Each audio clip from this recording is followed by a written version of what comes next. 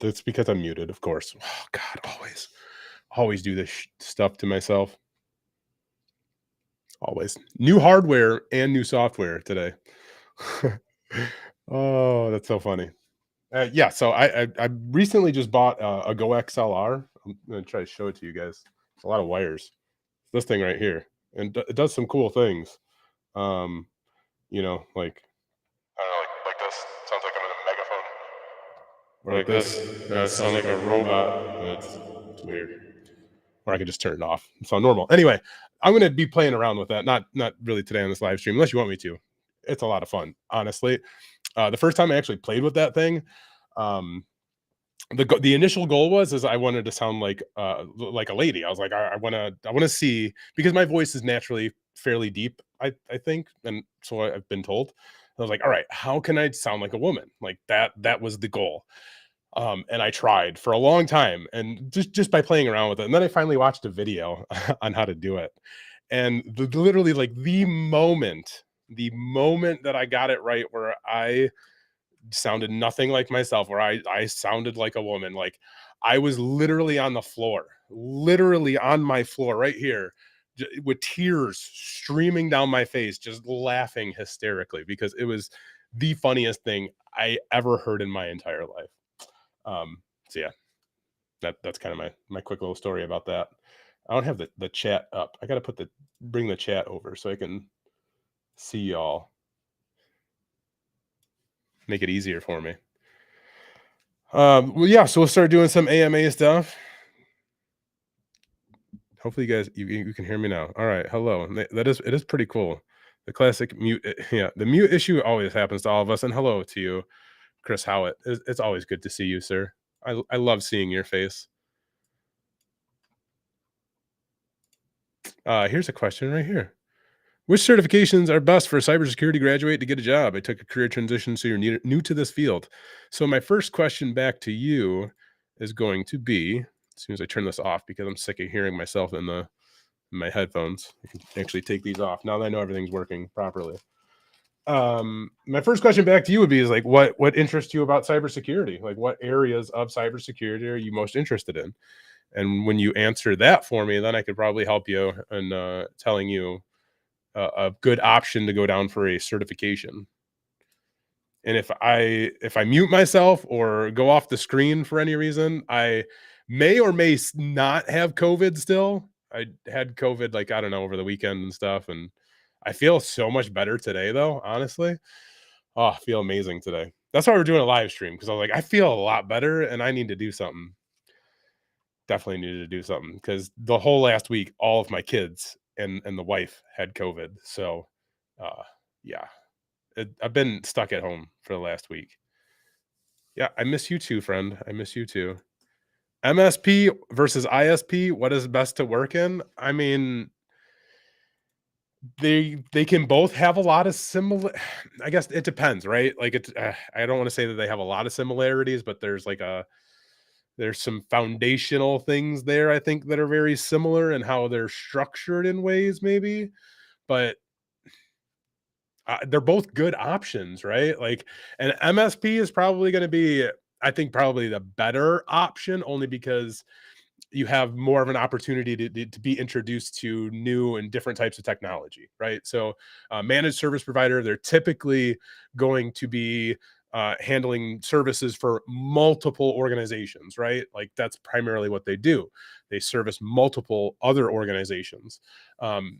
So with that, you have the opportunity to learn just a lot more. You get exposed to a lot of things, or you have the potential or opportunity to get exposed to a lot of things. Now, sometimes when you work for an MSP, you might come in and you may just be responsible for like one of those businesses that you support, right? So there might not be a lot of room for you to kind of move around, transition, but it just kind of depends on exactly what you're doing within an MSP. Whereas like an ISP, like, that's very kind of specific in the technologies and things that you'll be servicing on a day to day, unless for some reason, I think some ISPs probably offer some type of like outside, like, other support, I would imagine, nowadays, especially like smaller ISPs. But generally speaking, like, you're very much just dealing and troubleshooting with whatever that specific ISP offers, right? And then again, it's like what department are you working in within that ISP, and a lot of things can go. There's so many different possibilities. That's what I would say. But I hope that's helpful. People are saying that IT is pretty stressful job. Is it really true? I mean, it depends on the organization. There's a lot of factors I think that go into that, right? Like how well you deal with stress and things like that compared to other people. Um, I would say, like honestly, the most stressful job that I ever had was working in a school district.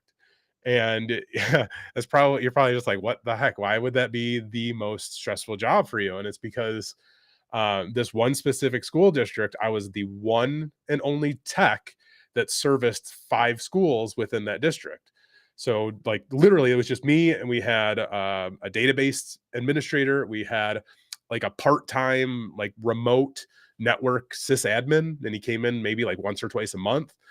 Um, and then we had somebody who just like managed the grading systems and things like that. And occasionally she would help me, but like I was one person managing over, 3,000 users at that point. And God, there was like maybe 1,500-ish devices because that school district was like, they got a lot of money.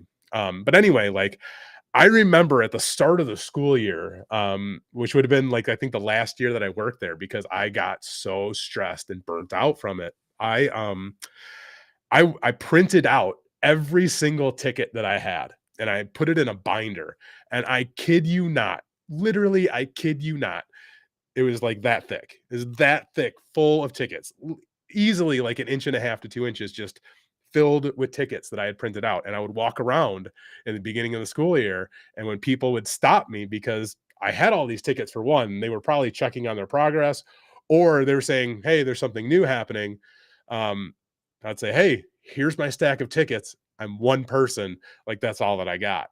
And basically, all I got back from my superiors was try harder. It's like, Um, so yeah, that was a very, very stressful job, but it's like I also did not have the support that I needed to accomplish the things that I needed to do. So that was very much like, like that was very much the stress was caused by the environment that I was in. Um, like fast, like the very next job that I got, which was like I think I took the next like that was the start of the school year, so that was like August, September. I got a new job in November for a different school district, and I literally doubled my salary from that previous job in a school district to service one school in a school district. And um, shoot, now I forgot what I was just saying. Sorry, something caught me off guard. Um, but yeah, shoot, I don't know.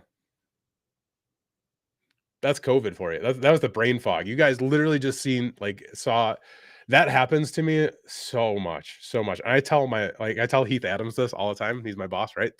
Like this brain fog thing is no freaking joke. I will literally be talking and literally like it just whatever happens inside of my brain just stops. Like just stops and I forget everything that I was just doing.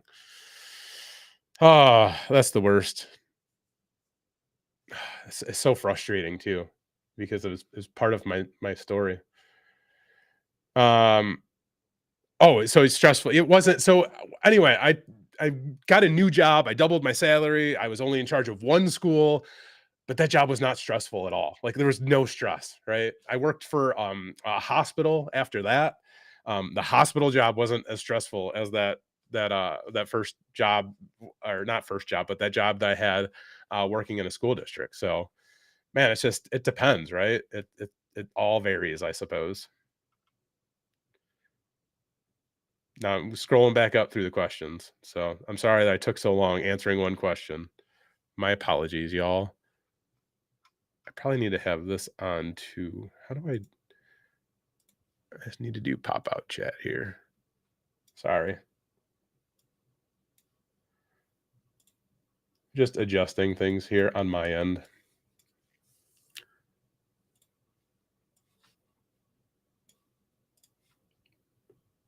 I wish I could put this chat on the others. Oh, wait, hold on. I'm sorry.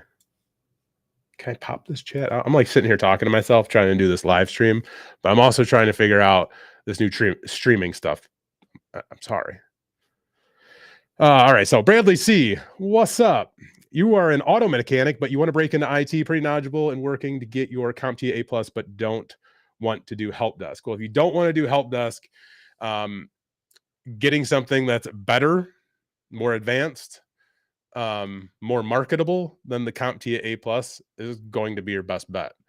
And when it comes to marketability, and just this is the point that I'm going to make, pure and simple, right? When it comes to marketability, one of the very best certifications that you can have on your resume is the CCNA. And that's from Cisco. It's a Cisco Certified Network Associate certification. From a marketability standpoint, that is literally one of the best certifications that you can get. And the reason why I say that is because you can go and do like a search on Indeed and you just type in all the different certifications that are out there, right? There's certifications that you're interested in, even some of the certifications you may not be interested in, right? And just compare like how many jobs are asking for these certifications. CCNA is always going to have a crap ton, right? And it definitely just helps as far as that goes. But if you really want to get past like the help desk outside of having some type of credential on your resume, I mean, networking is going to be the biggest thing, especially in 2022. And as we just keep going forward in our lives, like networking with people, networking on social media, being on LinkedIn, being part of the communities that are around are going to be so extremely beneficial for you just advancing your career, whether that's just getting your very first job or just, taking that the next job down the line that, is an advancement. Networking is going to be huge for you. So definitely be doing that. And then of course, hands-on experience, right? Like, and you're gonna be like, well, how do I get hands-on experience? And this is like something we go over so often here, but it's home labs. Like you have to be getting your hands dirty, if you will. Like you're a mechanic, so you get your hands. How did you learn to be a mechanic? You got your hands dirty. You literally like you would learned how to change the brakes for the very first time. You learned how to change oil, and you got your hands dirty. Somebody may have guided you along, kind of showed you what to do, and you have all of that on the internet right now, like to your disposal. There are millions of amazing people out there probably at this point that are helping and teaching people the skills that they need to work in IT. And there's just as many people out there showing you how to build home labs and what to do in a home lab. So that is definitely uh, something for sure that you want to be able to show. And when I say show, I mean like, hey, as you're doing this whole LinkedIn thing and doing this networking thing, like share these things that you're working on, share the things that you're doing, the projects that you have. Because when you do that, like again, people are going to see, hey, like this person is skilled or knowledgeable or understands, whatever it is that you just displayed that you could do. Just as an example, like setting up a domain controller and configuring Active Directory, which is something that you should definitely learn and understand how to do. And it's extremely easy to do. But it's like that's like a skill that you could have on your resume that people will look at and be like, okay, well, that's great because we use Active Directory here, and we want somebody who understands, you know, how Active Directory works in an organization and things that need to be done in that, right? Like that's just a very like I constantly will refer to and recommend people learn Active Directory. It's a skill and a tool that having on your resume and just having in your skill box, if you will, like will always benefit you no matter what role you ever want to work in IT, security, networking, cloud, whatever, like learn Active Directory. And you could literally set up an Active Directory lab in less than an hour. Especially like if you use AWS, you could spin up an AWS server in like seconds and promote that thing to a domain controller, configure Active Directory. Probably within like 15 minutes, you could have a Active Directory kind of little lab set up and running. And it's phenomenal.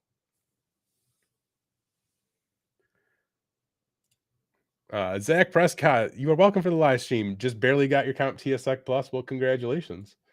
I just let my CompTIA Security Plus expire. Porsche 911 fan, should you get your Security Plus or the GCIH? Well, what is it that you want to do? The Security Plus is like honestly is when it comes to CompTIA certification specifically, the CompTIA Security Plus is like their best certification that they offer, hands down. Um, and I don't know that many people would argue that. I'm sure some probably would, but it's really a very good fundamental based certification to help you understand and learn the things that you need to know about cybersecurity. Now, it doesn't cover all of the things, right? But it's a very great way to kind of like introduce yourself to these fundamentals and kind of like at some point like prove that like hey like you at least have some type of understanding of these concepts, and people want to see that, employers do want to see that, and having some kind of like security mindset, security focus nowadays, like employers definitely want to see that for sure.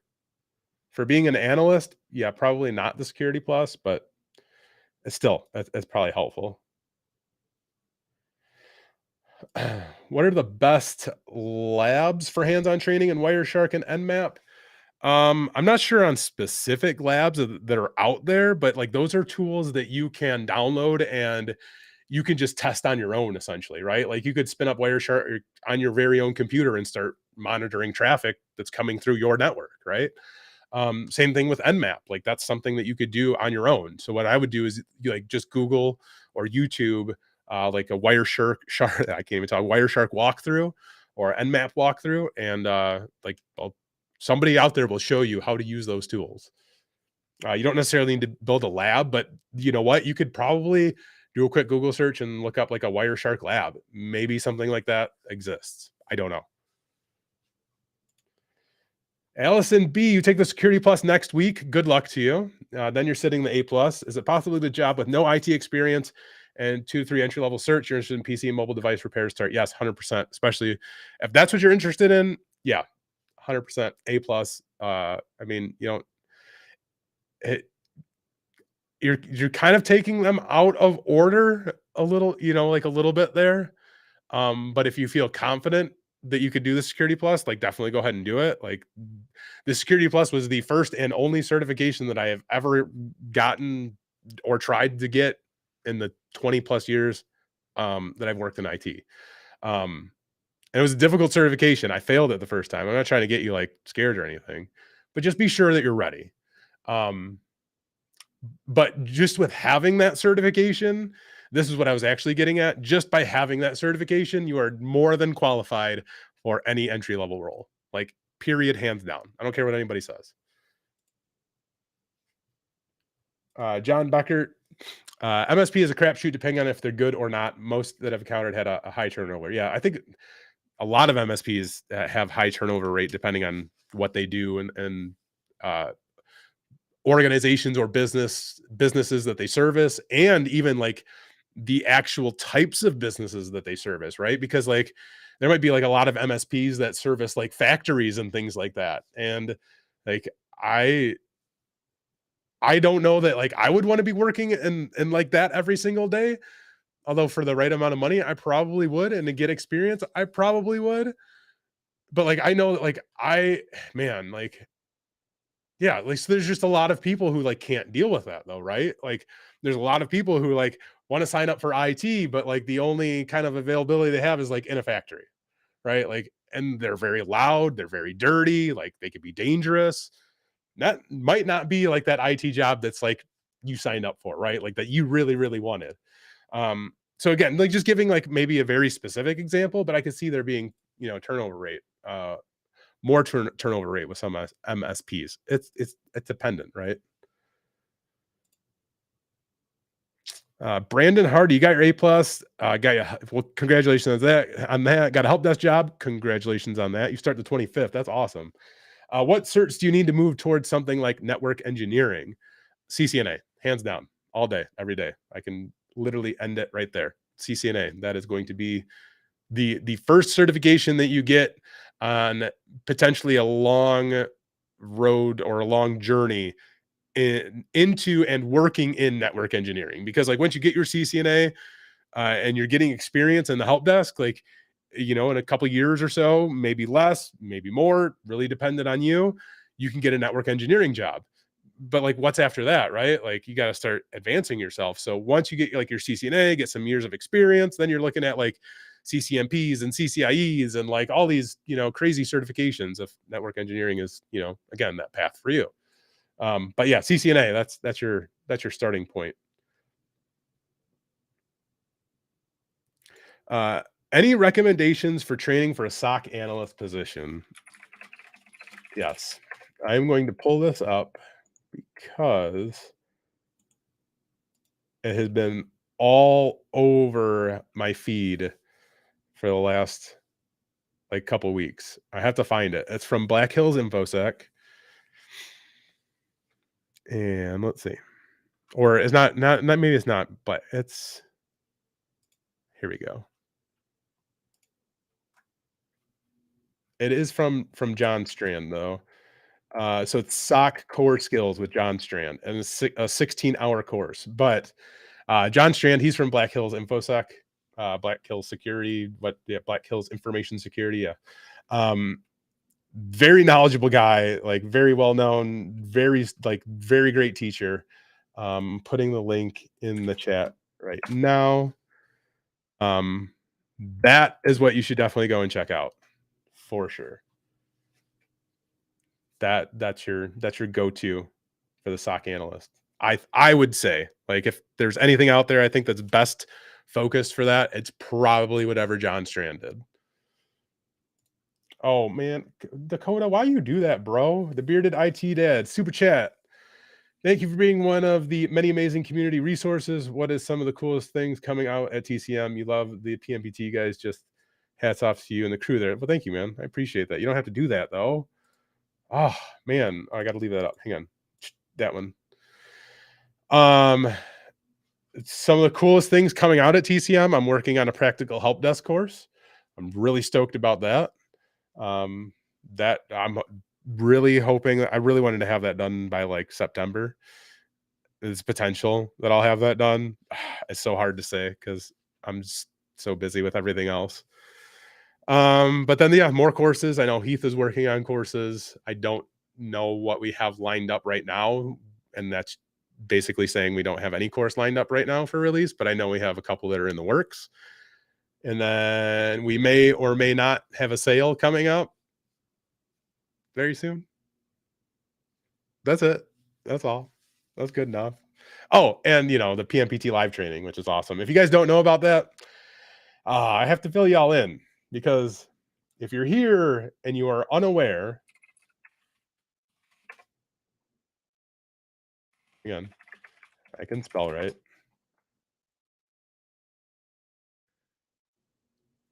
I'm gonna adjust some screens here real quick. Ooh, I did it on the first try. Look at that. Wonderful. Let's move that over. There we go. Now it's looking pretty. Move that up a little bit. Move that down a little bit. All right. There we go. Anyway, PMPT live training. So if there's anybody here who is on the stream right now, you're not aware of this. I work for a company called TCM Security. It's these guys. You see it on the screen right there. TCM-sec.com. I'll put a link, or you can actually just go to this URL right here, www.pmpt.live. Every Wednesday and Friday for the next like 18 or 19 weeks now, we are doing our PMPT live training, which is Practical Network Penetration Tester. That's our certification and exam. It's covering 5 of our courses, which are the Practical Ethical Hacking course, the Windows Privilege Escalation course, the Linux Privilege Escalation course, Open Source Intelligence, and External Pen Test Playbook. Those 5 courses will be covered in the live trainings, which are absolutely 100% for free, like $3. You don't have to pay anything. It's all on Twitch every Wednesday and Friday at 12 p.m. Eastern. Join us and hang out and learn things. It's you get to learn ethical hacking for free. Like, that's pretty legit. And then when you're ready to actually purchase the certification, you can stay tuned for a coupon so you could save some money on that certification voucher thing. But anyway, Yeah, PMPT.live. Check it out because it's fun. I have enjoyed every. Oh man, can you get that as your first cert? I mean, you could, right? Like here, the thing about like Heath Adams, he's the instructor for basically all the courses for the PMPT. He does a really phenomenal job of kind of introducing you to the things that you need to know and understand about the practical network penetration tester certification and exam.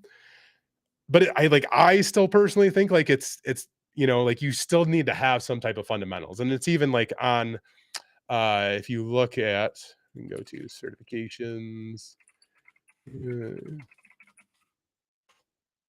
can't type certifications.tcm. It's like I still can't type.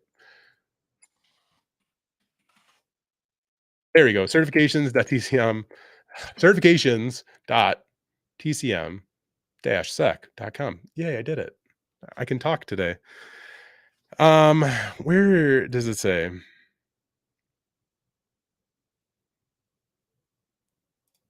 It shows somewhere on one of the things like, hey, these are the it's actually on the PEH, which is this one. I can't go in.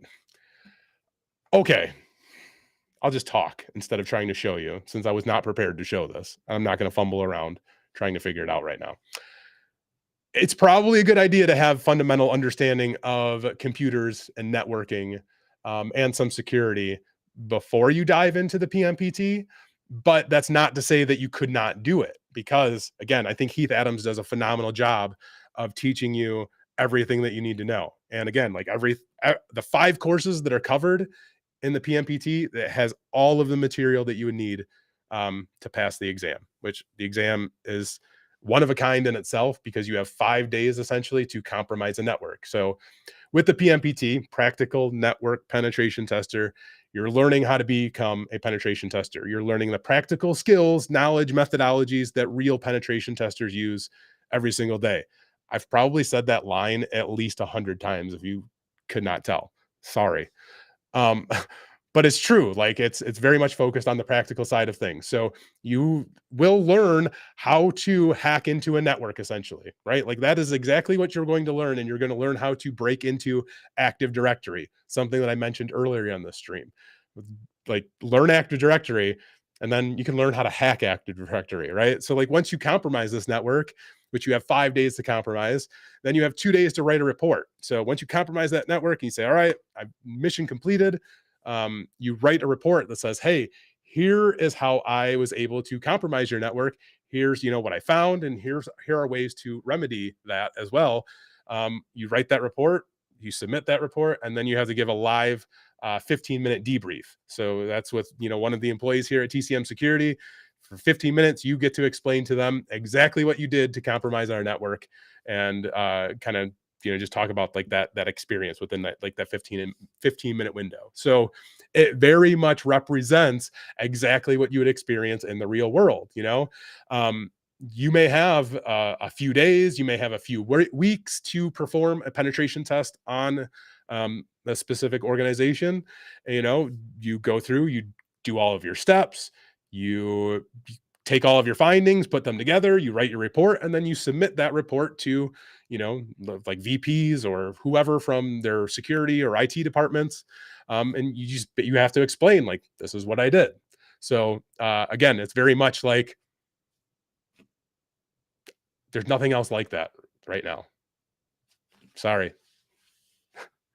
Anyway, so many questions. I'm sorry. But Mark Wheeler, you could. And it's never too late. Uh, Bump Graves question. Where's this one at? I'll look for that one. I'm looking for this question that you said to bump from this person. I don't see that person in the chat. Oh, this one? Okay. This one. I'm worried that I will get your CCNA and spend years doing things that do not necessarily involve networking, but rather minuscule stuff. Yeah. So, all right. There, if you want to work in networking, and that like you want that to be your first job, you have to spend a lot of time, going through labs, literally like immersing yourself into like networking technologies, methodologies, into the hardware. Like you really have to be hands on with it and be able to speak to how things work, right? So being able to document that and show that to people, doing all the networking and stuff, like it can be very difficult and challenging to get a networking job as your very first position. Now, I'm not going to be a gatekeeper, but like it's just not typically like your very first IT position that you should go after, because managing networks, like that's a very crucial part of an organization.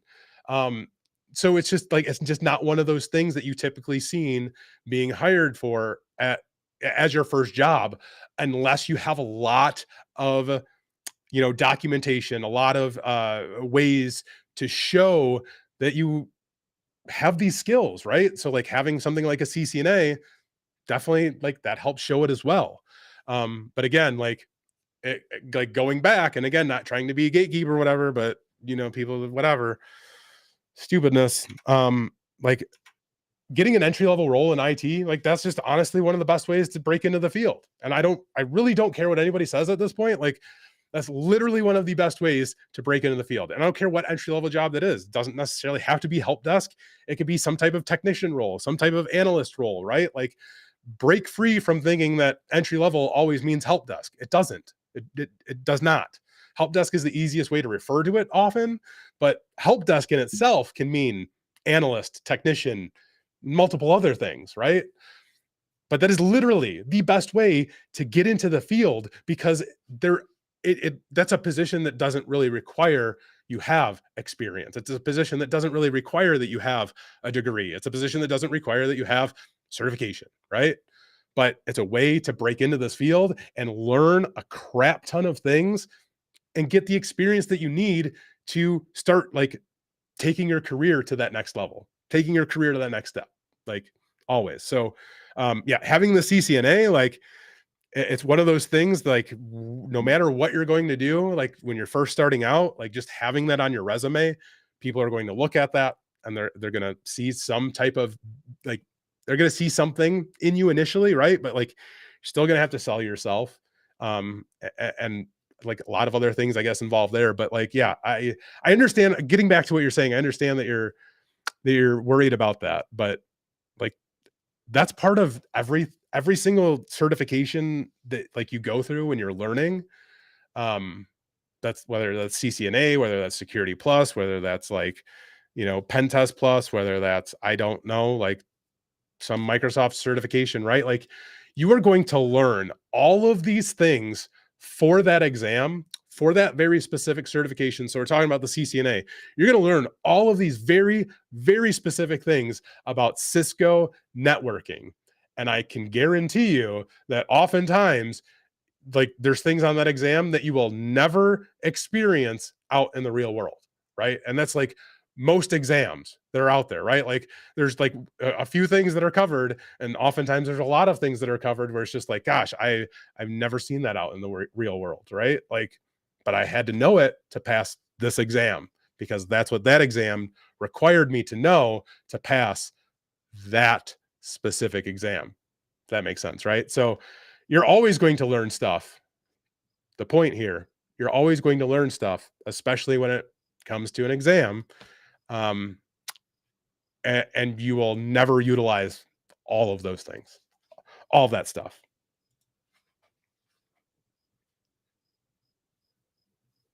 Robert, there's so many questions, and I'm sorry, I cannot.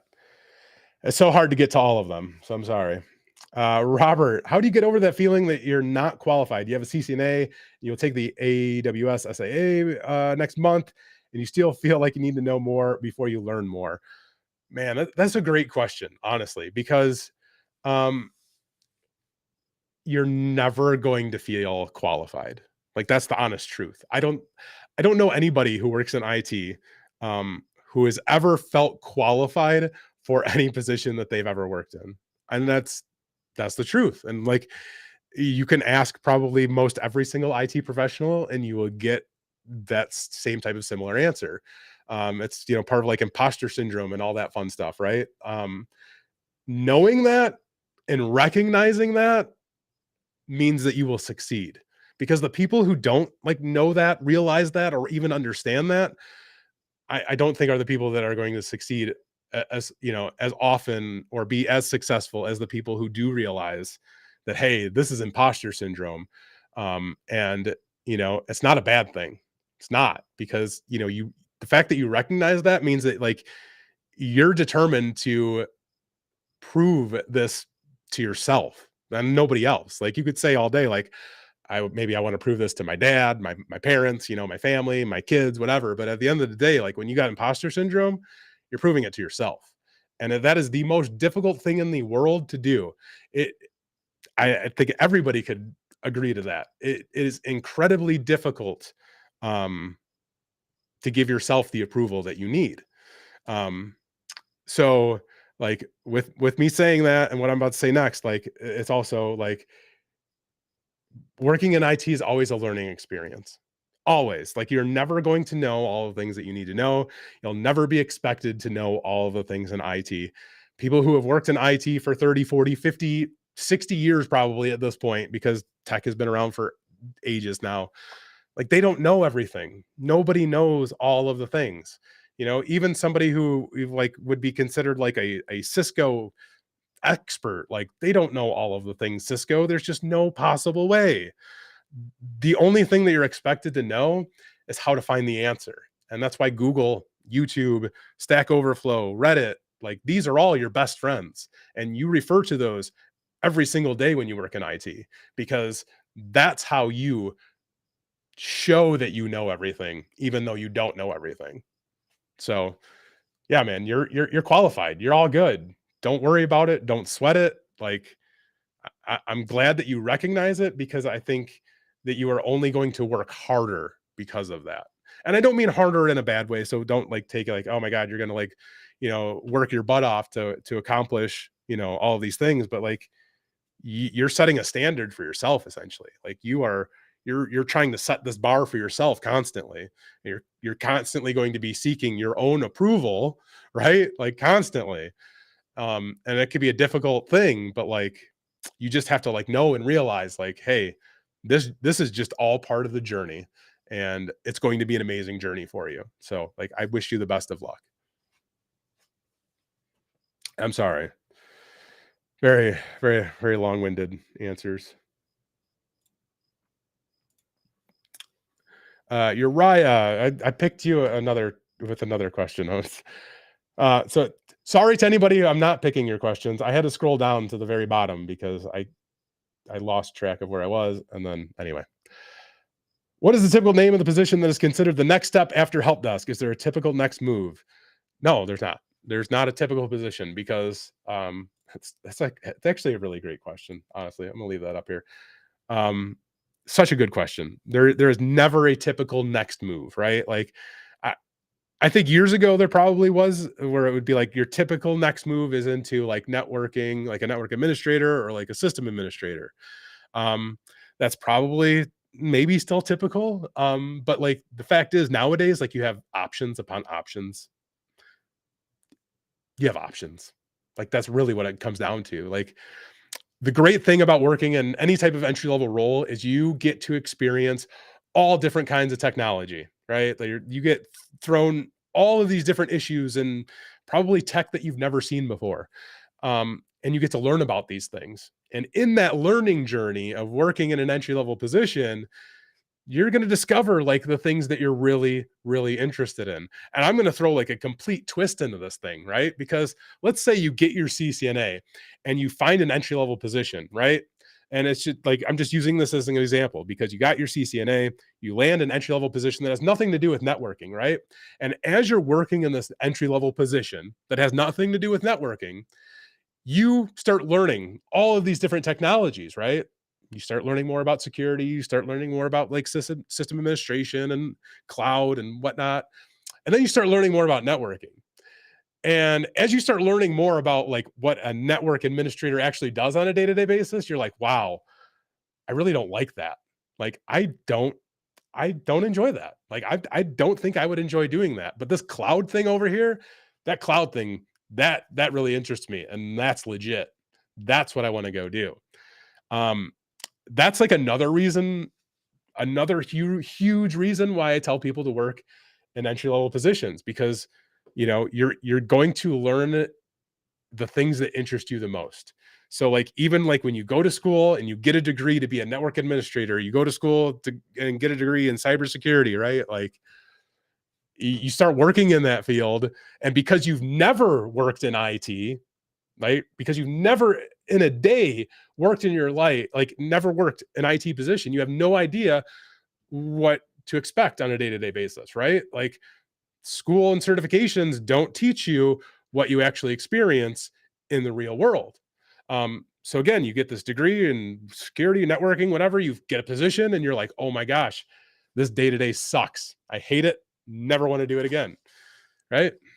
That happens. Like that happens. And it's not meant to scare you away or anything like that. It's just like, hey, I will always try to provide the most authentic and realistic facts that I can, based on the experiences that I've had, not only myself but also like all the people in my network that I refer to. And you guys ask me challenging questions. Like, I go to my network all the time. Like, I'll go to somebody will ask me a question here that I might not answer because I don't have the answer to, and I save that question and I will go ask somebody. Like, hey, somebody asked me this question. I had no idea.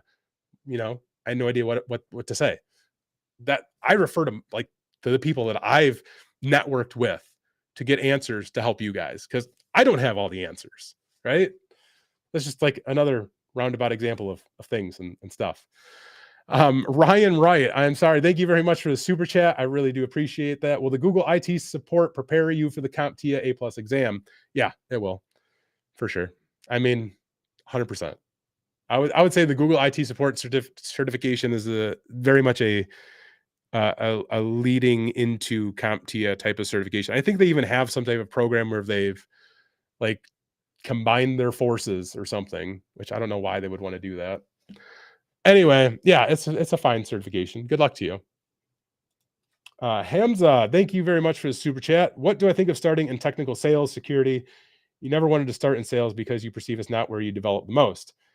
I mean, the cool thing about IT, and it doesn't even matter like what sector of IT you work in. So where we use sales for as an example, right? Like, even in a sales position, like if you utilize that sales position to learn more about like whatever it is that you're specifically selling, or more about that specific like niche that it is that you're selling things in. So I think you said security. You can use that to your advantage. There's been a lot of people. I remember, I think the last time I went to Black Hat, I remember talking to a couple people who worked in sales and then transitioned over to security because they worked in a sales position within cybersecurity. I think one of them was for shoot, malware bites, maybe. Anyway, yeah, it's any type of IT experience that you can get under your belt is always going to be beneficial for you, even if that is in sales, because you can really spice up your resume um, from having sales experience, for sure. I'm going to show you all how much of a child I am right now, um, because it was the first thing that I grabbed out of my fridge, but I'm thirsty. So this live stream is not sponsored by Capri Sun or Paw Patrol. However, if Capri Sun or Nickelodeon would like to reach out for sponsorship, my kids really dig these. Like, they actually love these a lot. So if you want to send me some, I'd appreciate that. I'll drink more on stream just for you. Sorry, I was thirsty. Anyway, yeah, today we're just shooting questions. We're just hanging out. Brandon Bowman, what's up, brother? How you doing? Eric C, what is the minimum amount of time you should work in help desk so it doesn't look bad on a resume? Maybe about a year or so. I always like to say 2 to 3 years, but man, there are some people who I've seen in the last few years who just like they go above and beyond and they bust out of entry level positions. Like, very quickly. It doesn't happen to everybody, but I always like just to tell people like 2 to 3 years. That's like a typical, I think, turnaround. And in 2 to 3 years, like there's a lot of things that you're going to learn. In a year, in 1 year, I don't think a 1 year is enough simply because in most organizations, it's going to take you 1 year just to understand how that organization works. Um, so like that's like typical like understanding time, like onboarding. Like within a year, you should have a very good understanding of how most everything in that organization works, depending on the size of that environment, right? Um, but yeah, it takes a long time, is what I'm getting at. So there's just so much to learn. 2 to 3 years. That's we're gonna leave it there. Some of these entry level positions want a unicorn. So some of these entry level positions, their job descriptions are very much aligned to be like a unicorn, but job descriptions, I would love to like job descriptions like that right there. Like that's how I feel about job descriptions, honestly. They're stupid, they're dumb, and they're just stupid and dumb. I literally don't know how to like describe them other than that because they're so frustrating. Um, they're yeah, I'm sorry. That's something again, brain fog, COVID, squirrel moment. I lost my train of thought. Yeah, most jobs always like every single job description that you see, it's just a wish list. They're never going to find that perfect unicorn. So, like, if you meet like 40% of that job description, just apply for it anyway. Like, honestly, they're never going to find that person that meets it 100%. So, they're looking for these people who meet it at a certain percentage, and they are going to teach you and train you the rest. And oftentimes, if a perfect unicorn like actually does come around, like the company's not going to pay them what they probably want to be making at that point, right? Like I know if I found a job description online, right?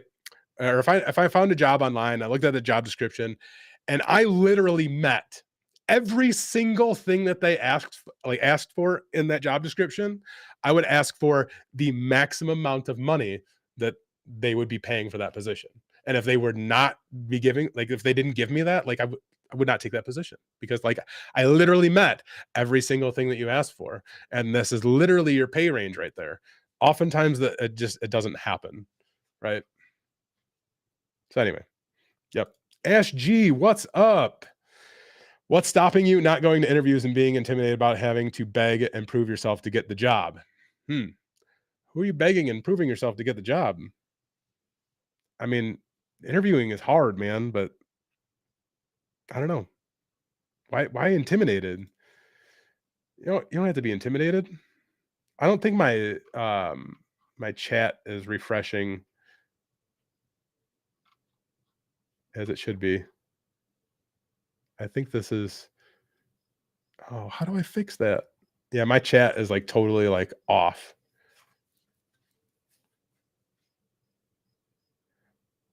Joe, where? Oh my goodness. I'm sorry, y'all. Oh, hey, Joe Helly, what's going on, sir? Oh, now someone come through. How am I feeling? I'm feeling a lot better, actually.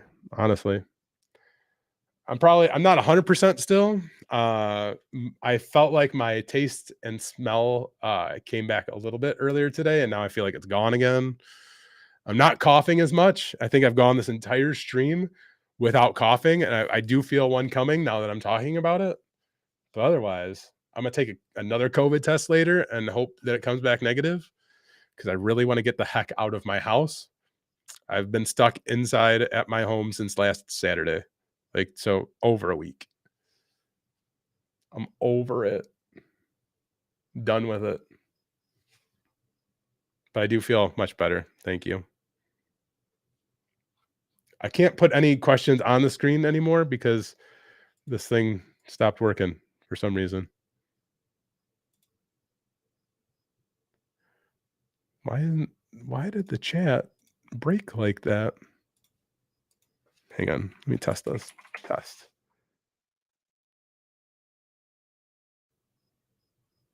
Yeah, that's so weird. I can't refresh the page either because it will break all of the things. Anyway, that's so maybe I hang on. Uh, it's driving me crazy that this isn't allowing me to shoot. Uh-oh.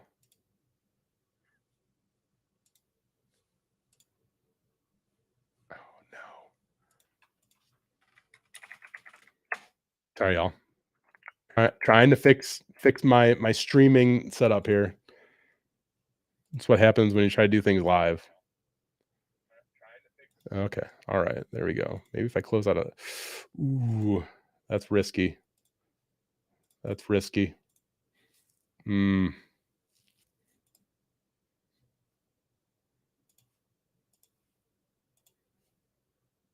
hopefully the stream's still going. All right. Potato, what's up? Hey, you just found your channel. You're thinking of taking IT on a scale of 1 to 10. How difficult would I say this course is for someone without any experience? Which course are you referring to? You might have to restream. I might have to restream.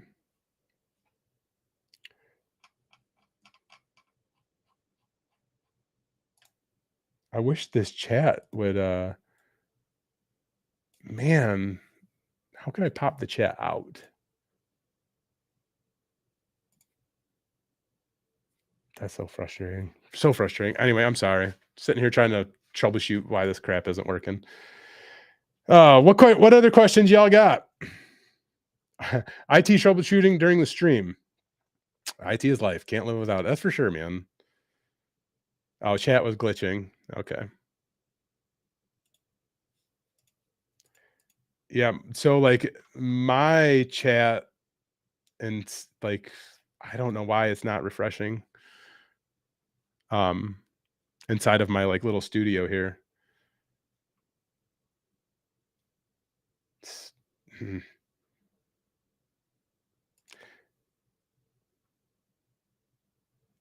Open a new browser page and mute the video. Yeah, no, I did. I tried to open up the studio twice, but like none of the chat was coming through. Should you finish your science degree if you only need certs? I mean, you don't only need certs. Having a degree is extremely helpful. Depending on how close you are to achieving that, like I would definitely probably more than likely finish that degree because having a degree again will always be beneficial. It will never hurt you. Other than the incredible amount of debt that you go into. That sucks. My thoughts on boot camps, I think boot camps are garbage. Oh, you're talking about programming boot camps? I think some of the programming boot camps are actually alright. Honestly, some of them. I don't know which ones, but some of them are probably alright and better than a lot of them. But don't take my word for that because I, in general, think boot camps are garbage. And your money is better off spent just staying in your pocket and watching YouTube videos, quite honestly. Yeah, somebody says, "Finish the degree. It's so much easier to get certs later." 100%. What's the best way to get into an entry-level position or somewhere with no experience? Networking, social networking with people in your community, getting on the LinkedIn, getting on, Discord servers, meeting people, um, trying to expand your horizons as much as you possibly can, and just applying for all of the entry level positions because in general, entry level positions don't require much of anything. I mean that in a very genuine way because like for most entry level positions, like if you have customer service experience, you are 100% qualified for that position because oftentimes in any type of entry level tech role, like and even above that, like you're dealing with end users, you're dealing with your customers. You have to be able to communicate with them effectively and efficiently and have empathy with them because you're going to get a lot of angry people and you don't need to be angry at them.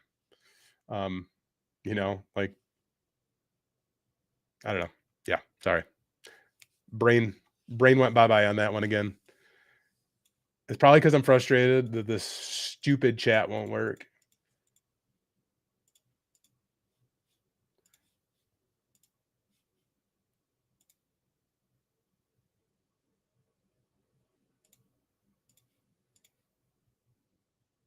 Hmm. Nope. Oh, that's so frustrating.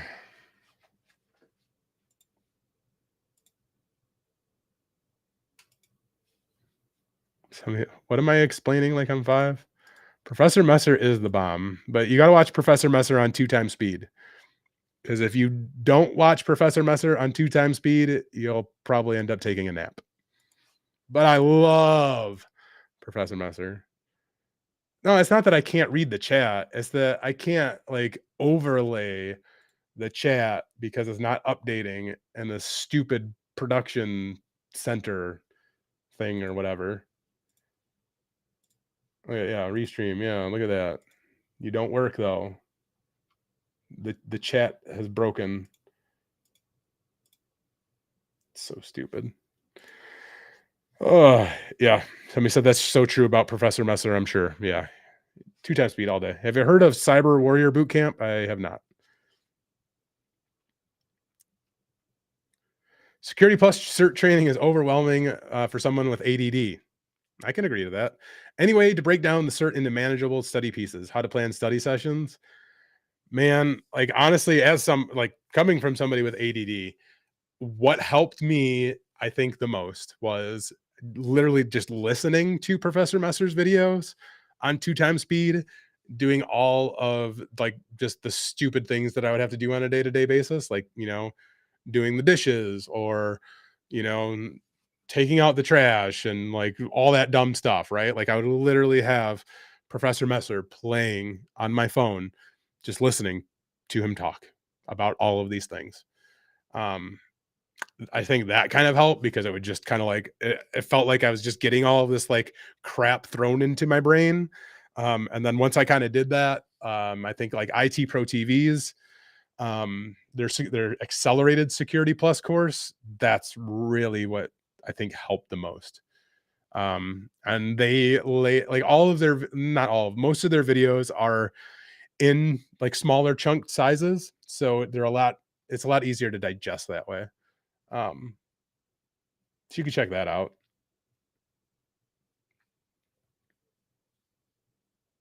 I'm reading through questions there. Are there any entry level networking roles for someone with no certs and doing self learning? Michael Allen, that is really going to fall down to your ability to network socially and doing home labs, being able to show that you're capable and understanding of how networks work. Unfortunately, like oftentimes, like, and that's really difficult for people to do without having certifications or a degree, or it's without knowing somebody, right? Because like the people who get jobs in networking as their first job, or any type of job outside of like a entry level position, anybody who gets one of those positions is because they worked extremely hard for it and they were literally able to show their aptitude towards those specific skills. And there are a lot of people out there who can do that. Like there are a lot of really smart people. Um and they just can learn things quicker, grasp things quicker, and that doesn't mean that you can't like that you aren't as good as them. Like that's not at all what it means. Like everybody learns at a different pace. The, Getting into IT isn't a freaking race, right? Like it's just not. We're not don't race other people. Don't compare yourself to other people, right? Like I say that a lot of times. Or I say that often, I feel like. But yes, sorry, I was trying to see why that message got deleted. I don't know what message got deleted. Anyway, um, Michael Allen. Yeah, so it if you aren't able to really show that you have that aptitude, like I was kind of saying there, it's all gonna fall on who you know. It's not what you know, it's who you know. That still exists to this day.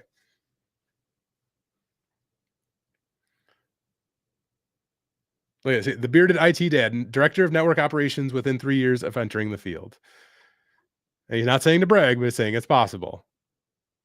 Like, I helped him do that. Maybe not entirely, but he did that. I've witnessed it. I literally met with the bearded IT dad before he even had his first IT job, I believe.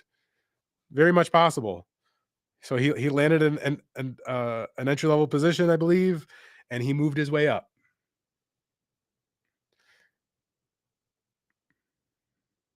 Firos, you can't memorize syntaxes and figure out when and where to put them in. Can you code? You want to be a hacker? Is coding required for that? I mean, not necessarily. It depends on the type of hacking that you want to do, right? Not all hacking involves coding, but it will help you. You might not want to like. You don't necessarily have to learn like a programming language per se, but learning scripting languages, right? PowerShell, Python, like if you want to be a hacker, like those things are going to be helpful for you. And programming's hard. Like, I'm not gonna lie. I'm not I would like if I could go back in time, I would be a programmer. But if I would go back in time, I don't know that I could become a programmer because like it is incredibly difficult for me, for my mindset, right? The way that my mind operates. Like I feel like it's yeah, it's much more difficult for me to understand um than like all the other things that I know about technology. Like I understand Python and I understand like to an extent. I understand PowerShell. Um, that's good enough for me.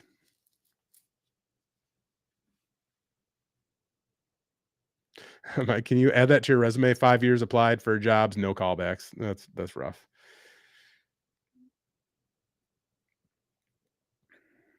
So what make more money? What are you worried about making more money? Say someone loves both is good at it. Which makes more money on average? IT or computer science? Developers on average. It's not, and it may not. It's I say developers because I think on average they just tend to make yes on average they tend to make more money than many of the other IT roles. Um, in comparison, developers typically make more money.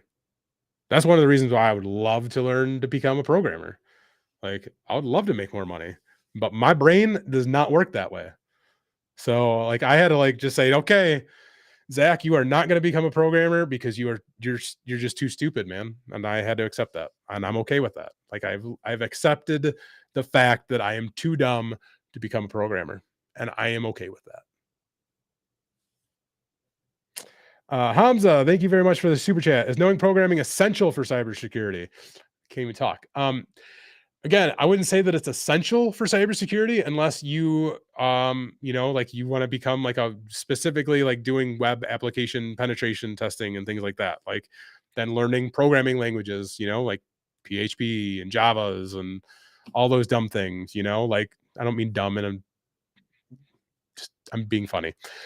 Anyway, yes, like if that's like a, web app pen testing, for example, if that's an area of interest for you, then yeah, programming is essential. You're going to want to learn to program. That's essential for that for web app pen testing. You're going to want to learn to do that because it's going to be very, very helpful for you. It will be essential. I could tell you that um, for half certain. It'll be helpful. But like not all cybersecurity jobs require you to know programming. So there's that. Like if you want to be a pen tester, like just like a not doing web app pen testing, right? Like you wouldn't necessarily have to know programming, but knowing PowerShell and Python and those things, they're helpful. Sorry.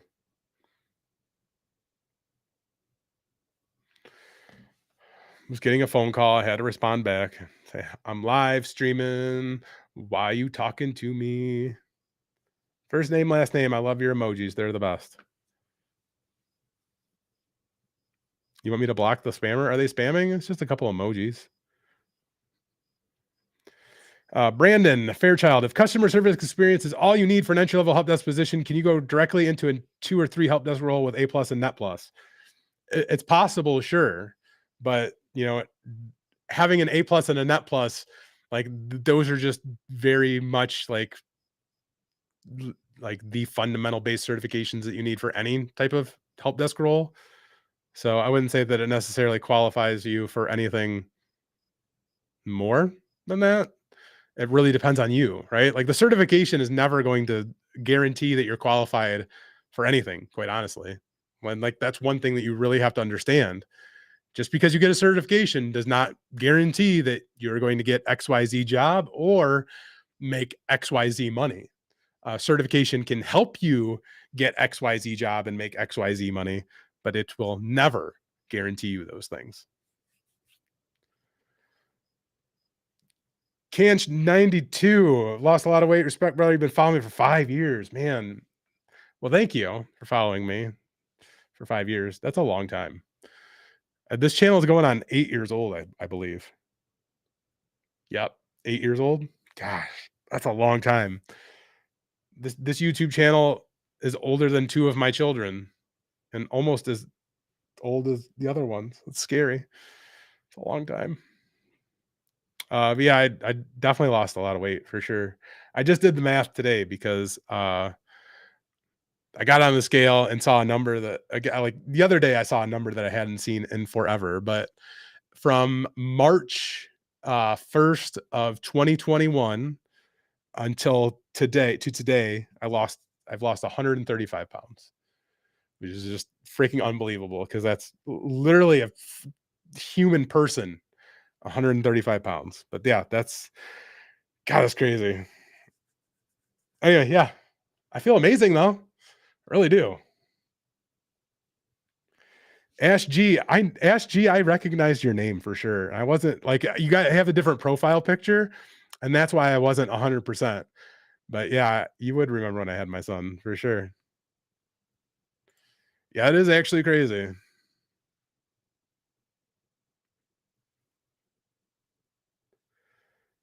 First name, last name. What is the best site to practice on for cybersecurity while you study it? What areas within cybersecurity are you most interested in? Like IT Pro TV has cybersecurity training there that focuses on like a lot of different things. And they have labs that are offered there. But like if you really want to get hands on and become like a penetration tester, then I would have to go with you know TCM Security. Say like this is your best option right here. Um, so if you want to learn ethical hacking, like this will teach you all the practical skills, knowledge, methodologies that you need to know and understand to become an ethical hacker. I say that saying so often. It's like second nature to me. Um, yeah.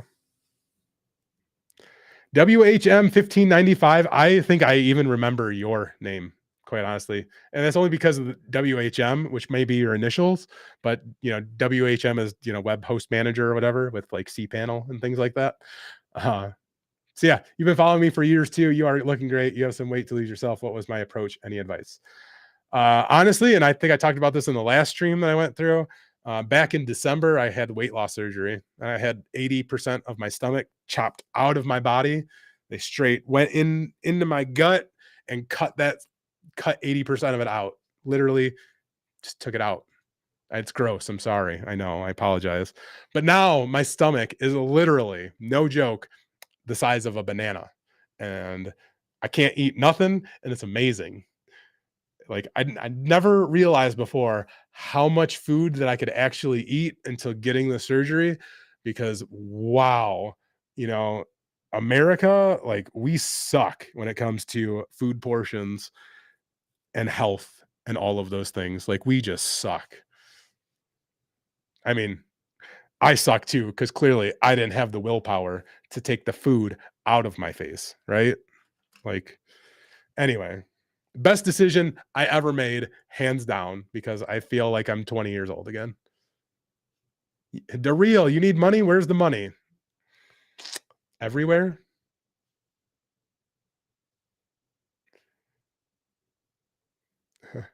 What do I think of the CompTIA Server Plus?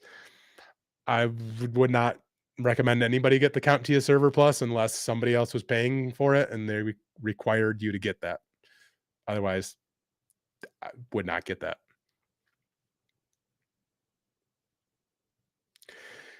Tomboy, did I have revenge moment when I landed a good job or started earning good money, like towards previous workplace or bad supervisor or people who didn't believe in you? Um, I mean, I did one time for sure, just because like that place gave me like a very they gave me a very bad taste in my mouth. And that was actually the first school district like that I was telling you about. You might not have been in this live stream, but I in the beginning of this live stream I talked about a school district that I worked for. It was the first school district that I worked for out of a couple of them. um, yeah, they definitely left a bad taste in my mouth because like they paid me like crap, like literally paid me like crap, and I managed 5 schools, and yeah, it was super frustrating. And then they tried to give me like $1.50 raise, and I'm like, "Are you kidding me right now?" Like the what I'm doing, like there's people making like, 30 bucks an hour doing this, and I was making like 10 bucks an hour. This was like over 10 years ago now. Um, and like, the only reason why I took that job was because I moved 100 miles away from everything that I'd known. And that was like the only opportunity that I had to work in tech in this small piece of crap area that I felt like at the time. I like this area now. But anyway, sorry, I'm playing with my shirt a lot. That's what I do. I have anxiety, if you haven't been able to tell. Um, but yeah, like I managed the entire school district basically, and I got paid like crap. So, yeah, I definitely said some things to those people for sure. Because like I said, that if maybe don't if you weren't there anyway, I went from one school district, literally jumped right to another school district, and more than doubled my salary like overnight with less responsibility. So yeah, like I was taken advantage of very much, and then like it's very frustrating. So I still look back at that and it's frustrating for me. So thank you for helping me relive my frustration. No face 291 is CompTIA A plus certification any good for an entry level job? Oh heck yeah! Like the A plus certification is like the de facto, like the gold standard for entry level IT work, if you will. And until I release my own practical help desk certification, then CompTIA can go away because we want practical skills. I want people who are looking to get in IT to know the practical skills, honestly. Because quite honestly, like, yes, the CompTIA A plus certification is the gold standard when it comes to entry level IT work. There's still like I would say what like 30% of that, like the stuff that you're going to learn on there is just stupid and dumb, pointless. But you got to know it to pass their exam.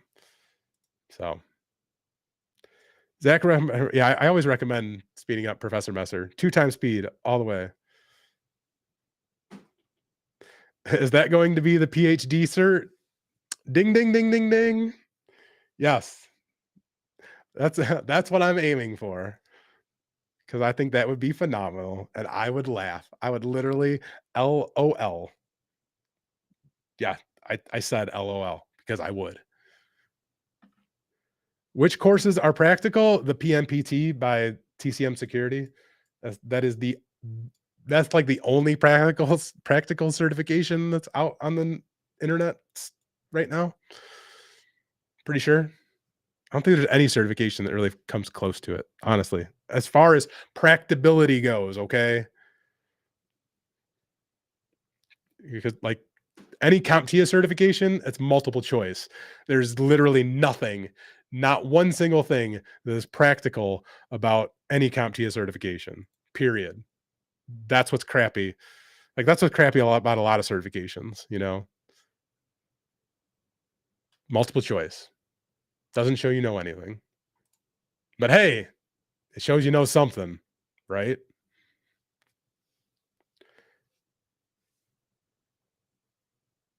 Do I recommend going to university route? Do I think it's worth the time investment? That is like a personal life question that you have to really kind of weigh the pros and cons of, because everybody is different. And like I I don't like to steer people in one direction or another. The only thing that I could tell you is that you do not have to have a degree to work in IT. You said university though. So if you're saying university, you might live overseas. And if like I can't comment on that, because like overseas, the way they do things completely different than what they do in the United States. But I could tell you, in the United States, a degree is by no means required unless they specifically require a degree. But not every single IT job requires a degree. If you want to work anything management or above, you'll probably want to have you're going to want to have a degree for sure. I'm starting to like lose my voice here a little bit, so I'll probably end the stream here um pretty quickly. It's the pmpt.live. Makes it easy for me to type out. Again, Capri Sun, Nickelodeon, reach out for sponsorship. I would love that. This apple juice is actually pretty decent.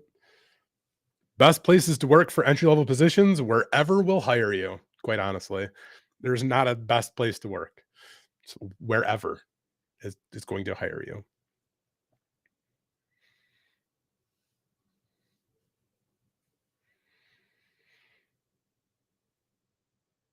I'm reading through all your comments, questions, and things here. Any idea if TCM Academy thinking of launching any defensive security certs like blue teaming stuff? Well, we need to get more blue team content first of all, but I mean, eventually we would love to do that. We just need more people to excuse me, sorry. We need more people to produce blue team content. We don't have anybody really who's taking the lead on that. But yeah, TCM Security we would love to do that because we get asked about blue team stuff every single day. So if you know anybody who would like to teach anything blue team related, please have them reach out to us, me specifically, because I would love to have a conversation with them. Is Spectrum like Spectrum broadband or whatever Spectrum does nowadays? Is it a good first IT job? I mean, if it all help desk tech related, service related, yeah, it can be for sure. Is the CompTIA Network Plus better than the A Plus? No, gosh, no. Not even in a like million years. And the only reason why I say that again is for marketability. I will never, ever, maybe I would a couple times tell people to get the Network Plus, but not often. The only time you should ever get your Network Plus is if somebody's paying for it, like period. If somebody else is going to pay for that certification, then you should get your Network Plus. If you have to pay for that certification out of your own pocket, your money is better off spent getting the CCNA, which is cheaper than the Network Plus. And the CCNA is 10 times more marketable than the Network Plus is all day, every day. Even the A Plus is more marketable than the Network Plus, quite honestly. What I would tell you is if you're wanting to learn more about networking, study the material that's on the Network Plus, but don't spend your money on it. Cisco is better. Cisco is always better. Probably you can absolutely pass the CCNA without your Network Plus. That's the great thing about Cisco's academy is that they literally teach you everything that you need to know to pass the CCNA, because that's what Cisco Academy does.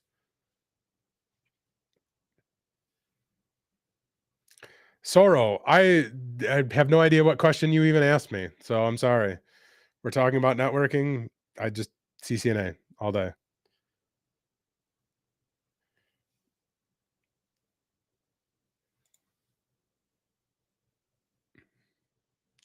Speaking your language. Nigel, it's good to see you, man. How you doing? CCNA definitely more in depth. I mean, yeah, CCNA is like all the CCNA is going to cover is Cisco. Period. The end. Network Plus, like it teaches you the fundamentals of like networking things and subnetting and IP addresses and the OSI model and all of those things. But guess what? Cisco also does that for their own stuff. So there's that. But yeah, like the Network Plus, like I just wouldn't waste your money on it when you can literally spend less money and get a certification that's worth 10 times more.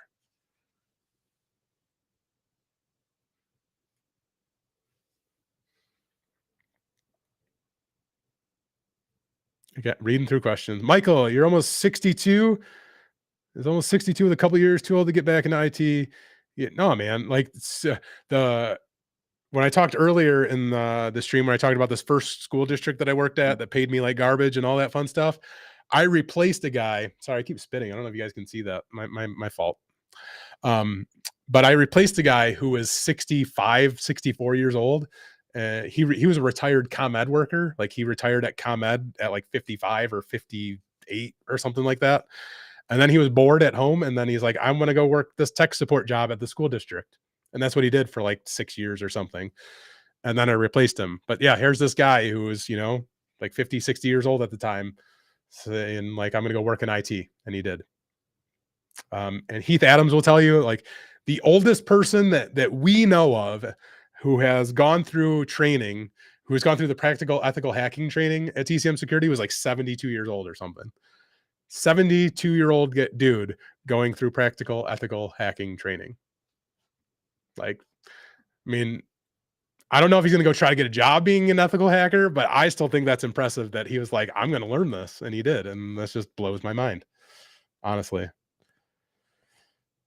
Nigel, you can reach out to me on LinkedIn, and I can put you in contact with. Oh, that's the wrong. I didn't type that URL right. Delete. It's linkedin.com/in/I am nerdy. There we go. If you don't know Google, you won't last in IT. 100%. Oh, how did my chat start working again over there? Okay. Why did that happen?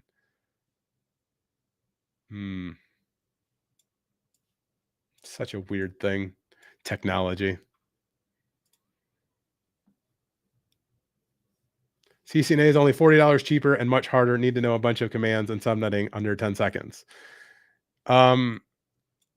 In the grand scheme of things, when you're learning, like in the learning between the CCNA and the Network Plus, like it's all like relative, right? Like you have to learn the material that's on the exam. Like, and the material for the Network Plus, like I have a book, I think in my other room, like that book is like that thick. It's ridiculous. It's so stupid. Stupid Network Plus. Just get the CCNA. Like, let's see. Hold on. We're going to do something. Why does that say we're 365? What's going on here? Is my mechanical keyboard too loud? I hate how loud this thing is. So stupid. I don't know why they make them so loud. I should have not gotten the mechanical keyboard. You want Network Plus.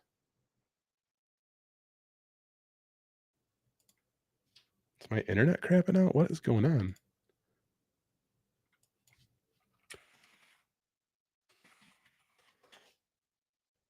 Let's see. I mean, I guess the CCNA has, let's see.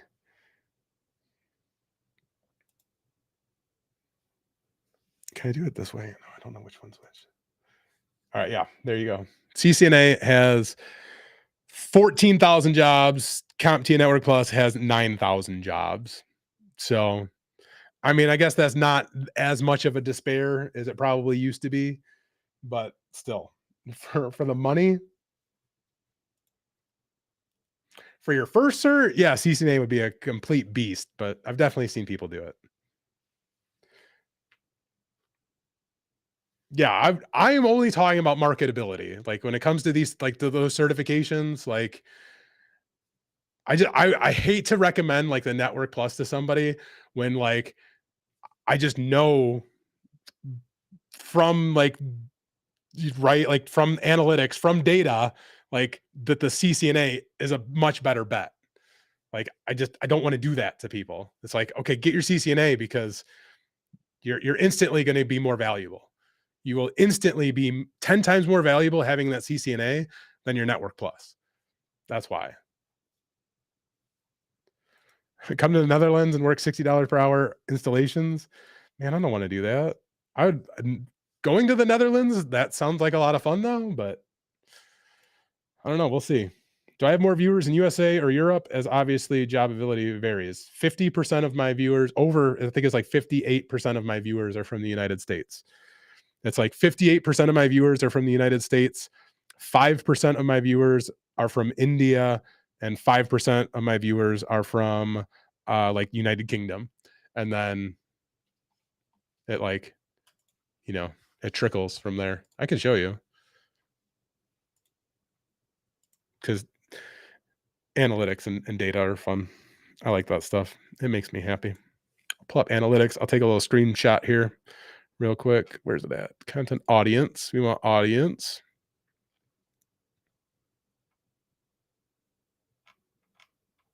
Oh, it's changed. No, it has not changed. Yes, it has. It's gone down a little bit. We'll do open an image editor. Sorry, I'm trying to do this so I don't show all of my things. Hopefully I can make this bigger. Can I zoom in? Oh, come on, green shot. Let me zoom in, bro. What's up with that? Bogus. Anyway, 50% of my audience is from the United States, 5.4% from India, 4.3 from United Kingdom, 3.7 from Philippines, and then 3.3 from Canada. So there you go. Half of my audience from here in the States. And I'm from the States. That's all that I could speak of, and I'm sorry.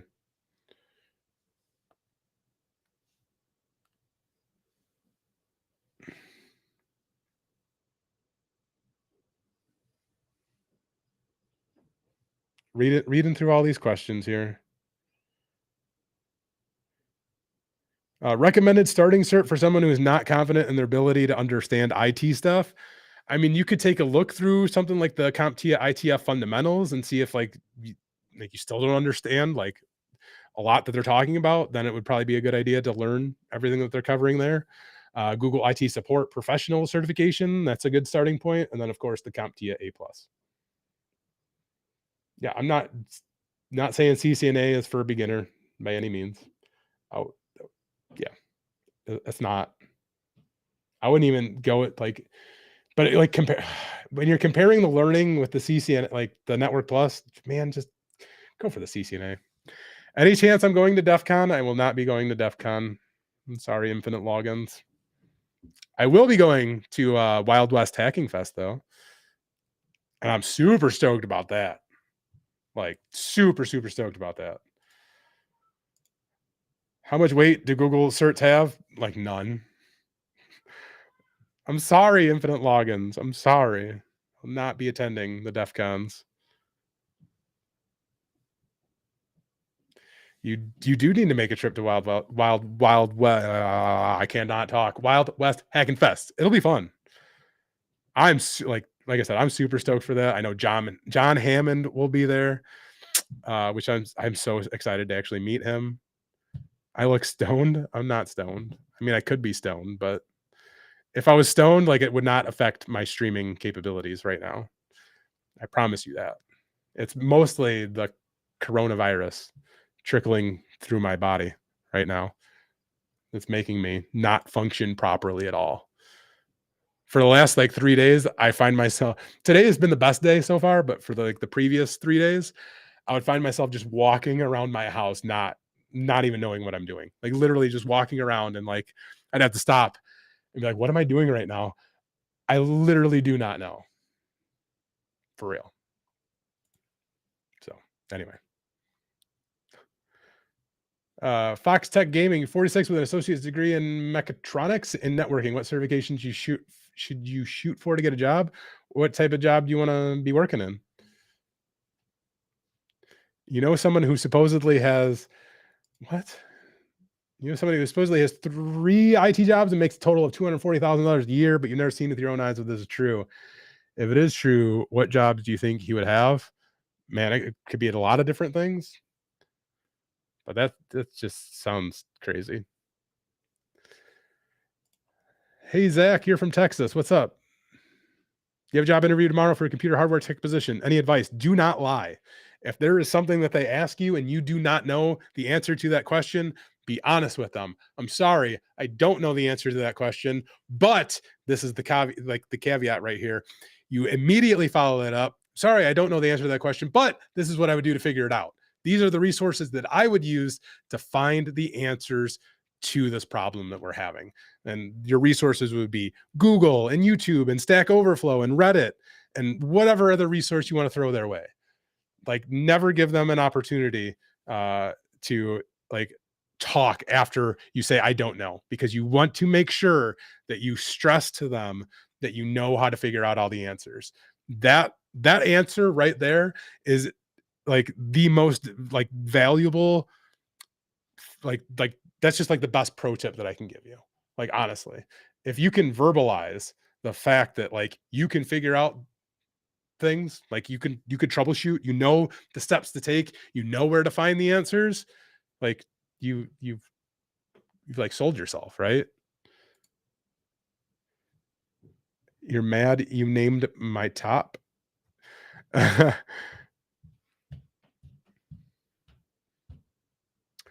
Network Plus, it's a fine certification, right? Like, it's great and it's fine. I just, like I said, I just spend your money other places. Fox Tech Gaming, you'd love to get a help desk job at your age. All right, so Fox Tech Gaming, you don't like just you're 46 years old, I think you said, and you have a degree. You are more than qualified for a help desk position. And I would imagine by from having a degree and having some of the experience that you have in your life, you are more than capable of figuring out like the things that you need to do to work successfully in a help desk position. And excuse me, as I just covered, like you just need to know how to find the answers to all of the problems, especially when it comes to help desk. And help desk, like another thing that you get to refer to or like count on or rely on, and like most help desk positions is like their ticketing system, because a ticketing system will often have resolutions or like, just more information about previous tickets or previous issues that were, happening in that environment. So it's a great resource for you to search through if you're having trouble like trying to figure out how to troubleshoot something. Go back in your ticketing system and look up that issue, look up that specific user, look up that specific computer, and see if anything in your ticketing system comes up. Most organizations should hopefully have some type of knowledge base also that you can refer to. Like, that's your next best step. Like, between like your on-site knowledge base and your on-site ticketing system, like, you should be able to find your answers. And if you can't, then Google is your best friend. And like, throw something on top of that. Like, if you're searching your internal knowledge base or your like internal ticketing system and the issue that you're looking for is not in there, now's your opportunity to add that issue into that knowledge base. Now you get some documentation under your belt. Learn how to document things. It's great.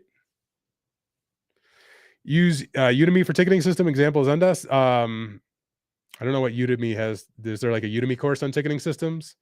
I have a video somewhere on the YouTube, like learn ticketing systems, IT career questions.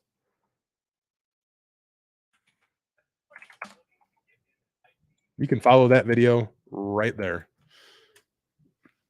That video, I believe that I walk you through like getting into a ticketing system for the first time and then talking about it.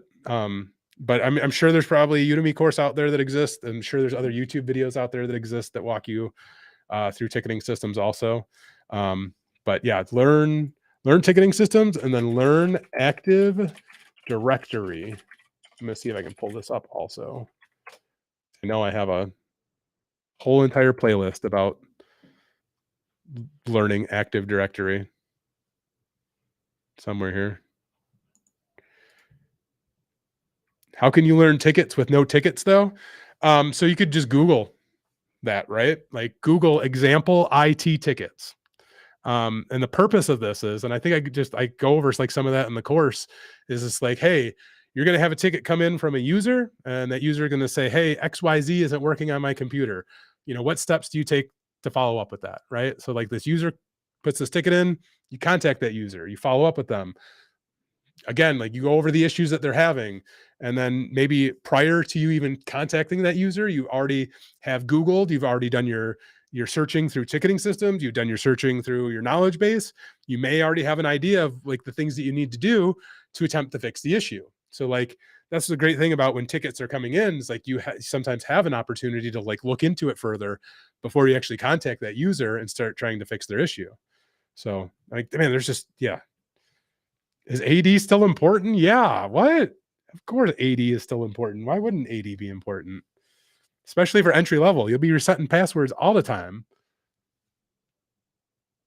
Not how to do it, but the issues that come up. Yeah, you could definitely do like a Google search for like common IT tickets or something along those lines. So I have a really bad itch on my leg.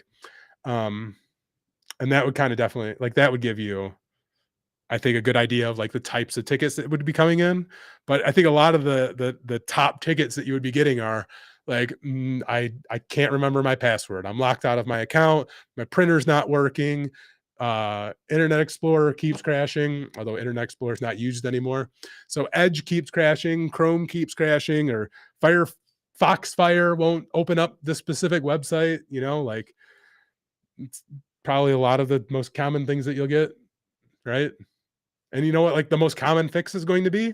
I'm not even gonna I will not bull you at all. The most common fix is always going to be restarting the computer. I'm sorry. Those are facts.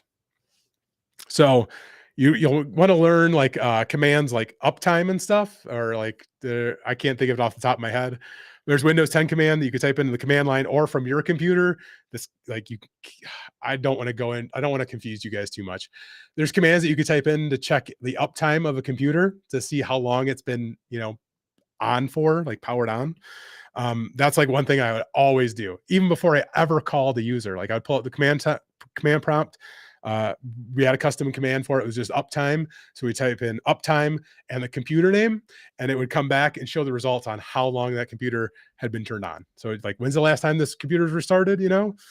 That type of thing. Because oftentimes I would say like, hey, did you restart your computer? And they'd be like, yeah, I restarted it like 10 minutes ago. And then, you've already done an uptime, and you know that like the last time that they restarted that computer was like 18 days ago. And you're like, well, you did not restart your computer 10 minutes ago. You probably logged off of your computer and logged back in 10 minutes ago, but you definitely did not turn that computer off and turn it back on, because my uptime says so. Restart print spooler. Yeah, best solution, usually if it's a printer problem, for sure. God, for sure. There are commands for things like that. Oh, maybe you should apply to get a job. We use Cisco Meraki to manage devices. It's so cool. Yeah, there's so many different tools out there to help manage devices now, and different like ticketing system, or just SIMs basically. Well, SIM in part with asset management, blah blah blah. So many different systems out there to do the things. Anyway, I have to get going because it's incredibly difficult for me to talk at this point. Not incredibly difficult. I'm just tired and done. And I hope you all had a wonderful and amazing time in this fantastic live stream tonight. It was great to be here with y'all. I hope I get to see y'all soon, and take care and have fun doing all the things.